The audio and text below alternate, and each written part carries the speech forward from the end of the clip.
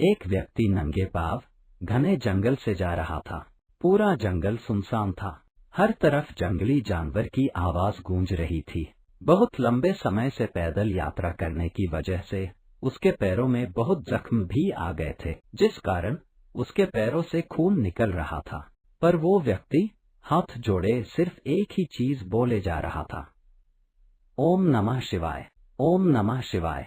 प्रभु, बस मैं आपके द्वार पहुंचने ही वाला हूँ। आपके दर्शन के लिए मैं बहुत व्याकुल हूँ।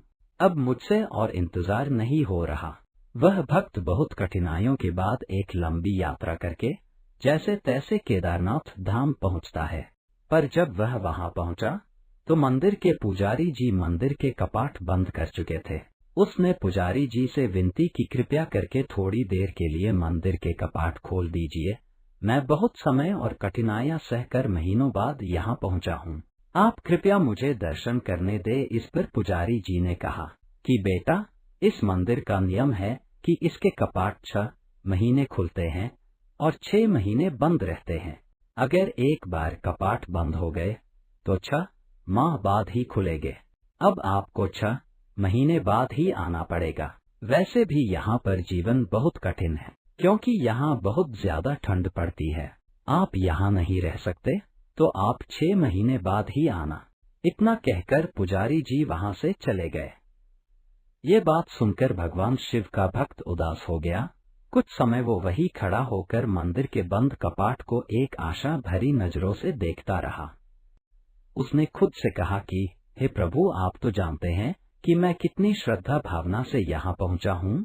रास्ते में इतनी कठिनाइयां आई, तब भी मैंने आपके दर्शन की लालसा नहीं छोड़ी।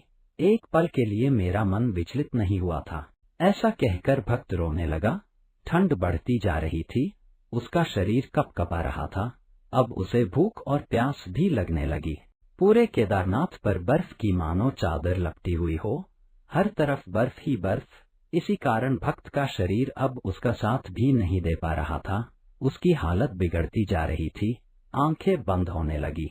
तभी उसे अपने पीछे किसी के होने का एहसास होता है। ये इतनी ठंड में कौन यहाँ आ गया? हो सकता है कोई मेरी तरह ही शिव भक्त हो। भक्त देखकर हैरान था, क्योंकि वो एक अघोरी थे। उनके लंबे लंबे बाल, हाथ में त्रिशूल और माथे पर त्रिपुर था। वो भक्त के पास आकर बोले, बेटा क्या हुआ? तुम इतनी सर्दी में यहाँ क्या कर रहे हो? बाबा, मैं तो बस अपने भोलेनाथ के दर्शन के लिए आया था। पर पुजारी जी ने कहा है कि अब मंदिर के कपाट 6 महीने बाद ही खुलेंगे।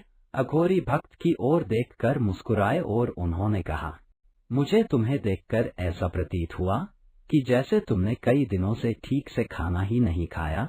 एक काम करो, मेरे पास कुछ भोजन और पीने का पानी है, क्या तुम लेना चाहोगे? शिव भक्त भूखा और प्यासा था, इसी कारण वो अघोरी की बात को नहीं टाल पाता।